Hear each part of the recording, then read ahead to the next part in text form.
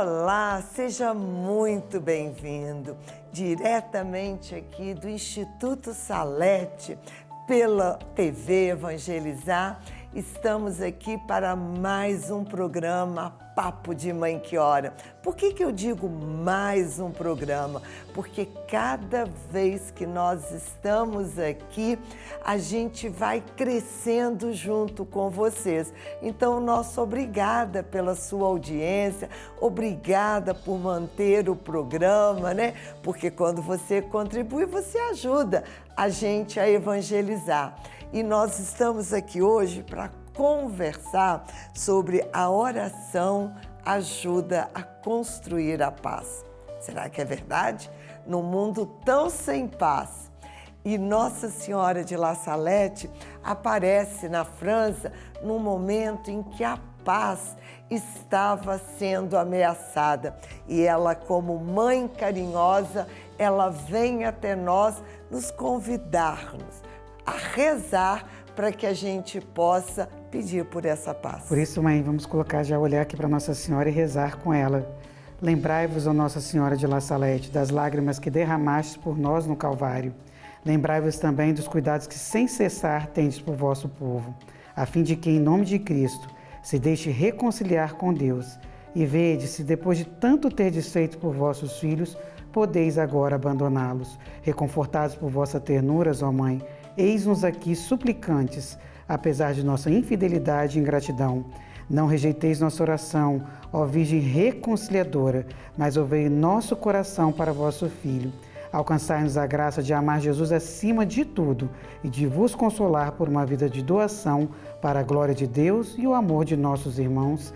Amém. Nossa Senhora de La Salette, reconciliadora dos pecadores, rogai sem cessar por nós que recorremos a vós. Eu quero te convidar a abrir Jeremias, a palavra de Jeremias 29, para que a gente possa contextualizar aqui e fazer a ligação com esse momento de oração, lembrando que Jeremias é conhecido como profeta chorão, porque ele vivia chorando por Jerusalém, pedindo que as pessoas se submetessem à Babilônia, porque a Babilônia, Deus dizia que era a sua mão no povo para a conversão. Como as pessoas não ouviram, acabou que Jerusalém foi destruída e as pessoas foram para o exílio. E esta palavra é uma carta de Jeremias aos judeus exilados na Babilônia. Porque é sempre bom a gente conhecer o contexto, porque senão a gente não entende o que o profeta quer dizer para a gente. E como o nosso tema hoje é a oração ajuda a construir a paz, imaginem o coração dos judeus vivendo numa terra estranha, cheio de idolatria e principalmente sem ter o templo, que era toda a religiosidade deles. E eles começam a descobrir na palavra, não como hoje a gente conhece a Bíblia, mas nos papiros, em todos os manuscritos que tinham, o poder de conversar com Deus. E o versículo de 7 a 8 diz para nós o seguinte: procurai a paz para a cidade, para onde vos exilei. Porque o coração dos judeus estava voltado para Jerusalém. E Jesus faz um chamado: volta o seu coração para onde você está. Muitas vezes a gente é mudado de cidade, trocado de emprego, trocado de casa e tem pessoa que fica no passado, chorando, né? As pitangas, chorando que perdeu as cebolas do Egito. E aqui ele diz, né?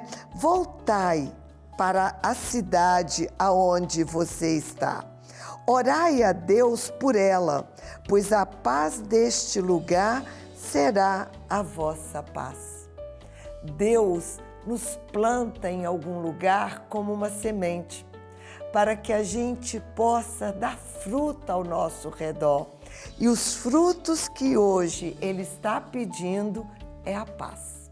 Será que eu sou fonte de paz aonde eu estou? Eu, com meu gênio, eu estava semeando briga, por isso que eu ando meio calada, porque com o silêncio eu estou tentando, mesmo que aqui por dentro, corrói dentro de mim, não é verdade? E aí a primeira pergunta, né, é para que a gente diz, por que a oração nos dá paz? Porque no lugar de eu contar até 5, até 10, eu conto até 1000. Como? Senhor, dai-me paciência. Senhor, eu não quero chamar o meu irmão de idiota, eu até acho que ele é, mas não me deixa achar que ele é. Dê paz ao meu coração. E aí, a primeira pergunta, né, Cris?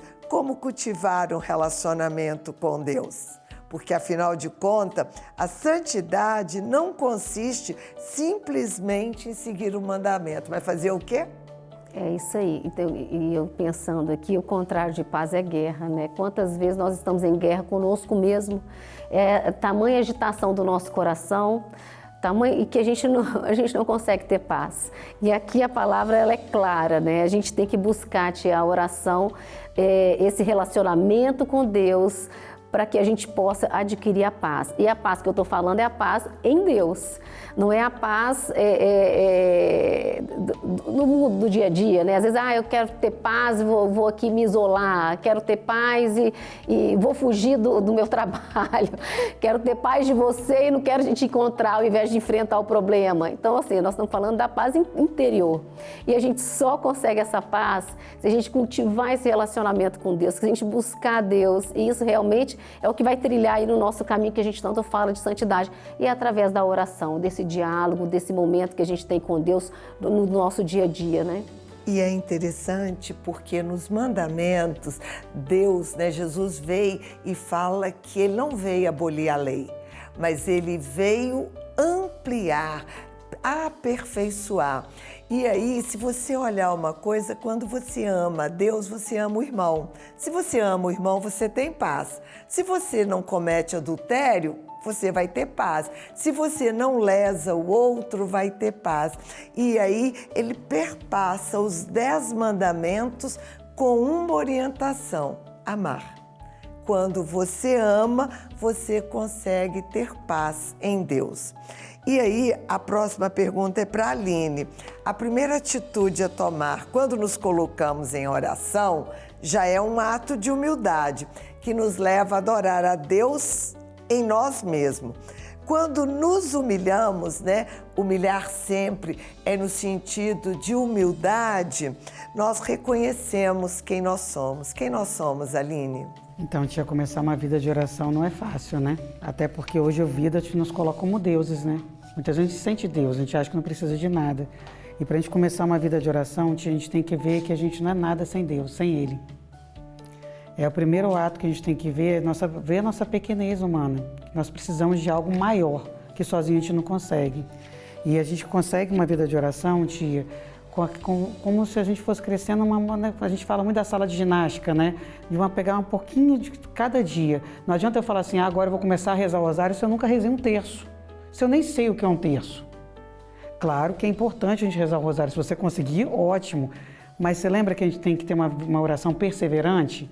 Não adianta eu começar com muita sede no pote, depois eu não conseguir sustentar aquela vida de oração, de uma oração tão forte que eu falo assim, não, isso não é para mim. E eu largo. Mesma né? coisa, Aline, na academia. Se você entra para academia e começa todo dia a ficar a manhã inteira, depois você abandona. Tem uma hora que você deixa. Então é melhor você rezar pouco e rezar certo, ou você ir crescendo nesse momento oracional. Então, eu começo com o Pai Nosso, uma Ave Maria bem rezada.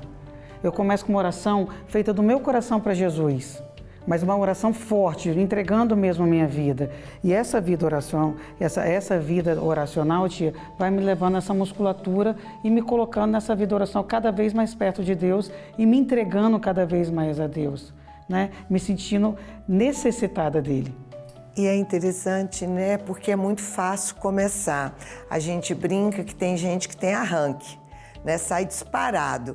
e depois para no meio do caminho. É devagar e sempre, né, tia? Isso. Se a gente pegar uma historinha infantil, que é a lebre e a tartaruga, né, a corrida, tem um grande ensinamento para nós. Por quê? Porque a lebre saiu disparada e num determinado momento cansou ou achou que estava muito boa de trabalho, para e descansa. A tartaruga, ela vai de forma pausada, mas ela chega no final. E quantos de nós começamos na vida, começamos no grupo, começamos no movimento, começamos a ir à missa e não perseveramos? E aí, Ju, como perseverar? A gente precisa perseverar a princípio. O primeiro fato é a confiança em Deus. Porque o mais importante a gente entender é que a vida, ela vai ter os momentos bons, os momentos ruins, e a gente tem que ter essa fé, essa frequência, conforme a Aline falou, gradativa, e que a gente vai criando essas armas, né, esses instrumentos que nos ajudam a perseverar nessa fé e a entender que seja um momento bom ou um momento ruim, Deus vai estar lá junto com a gente, ao nosso lado. E com certeza vai ser mais fácil passar por aquela tribulação com a luz e os ensinamentos e com aquela quietude que a gente consiga ouvir o que Deus tem para nos orientar e nos guiar. A Ju falando, veio uma coisa muito importante na minha cabeça, um conceito simples. O que é atitude e o que é comportamento? Né? Atitude é decisão. Então, para que eu seja perseverante na oração, eu preciso de decidir. Então, se eu decido ir à missa, eu brinco isso, meu relógio desperta, 5h45, eu não penso. Ele toca, eu fico de pé.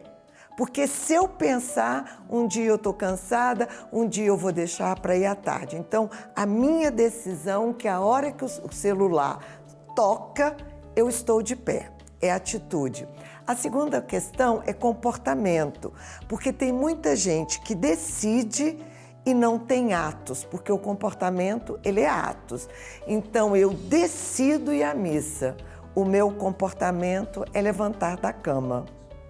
E aí, um comportamento gera o outro comportamento, porque não adianta só eu levantar da cama. Eu preciso de trocar a roupa, eu preciso de pegar a chave do carro e eu preciso de dirigir até o local. Então, a perseverança é muito importante. Eu estou lembrando aqui, o movimento ele te dá o caminho de uma vida oracional. O nosso caminho de santidade, ele é um caminho perfeito para quem quer começar uma vida oracional. Sim. Os nossos 5 livros, que é reconciliação, oração, eucaristia, penitência e missão, é quem quiser, você mãe que está nos escutando aí, você quiser essa vida oracional, o nosso movimento tem todo esse caminho a trilhar que vai te ajudar a ter a sua atitude, a primeira atitude, depois ter o comportamento. Então, que nós possamos orar isso pedindo ao Senhor. Primeiro, Senhor, nós queremos te pedir mesmo, como Jeremias, que era o teu servo, mesmo chorão, ele te serviu a vida inteira. Nós queremos mesmo, Senhor, te pedir isso. Nos ajude a decidir a caminhar contigo. Que no nosso coração não tenha nenhuma dúvida de qual caminho seguir. Tu és o caminho, a verdade e a vida. Mas, Senhor, como ser humano, ajuda-nos a desenvolver comportamentos que tragam, que me levem para esse caminho de santidade. Que, como Jeremias, eu possa mesmo não me deixar enganar pelas pessoas que estão ao redor, por profetas que falam mentira e profetizam em seu nome. Eu quero mesmo, Senhor, completar o meu tempo de exílio, porque aqui na terra nós temos o nosso exílio. E que neste exílio eu possa ter a sua companhia. Senhor, muito obrigado. Beijo no coração, obrigada pela sua audiência e até a próxima. Até mais. Mais.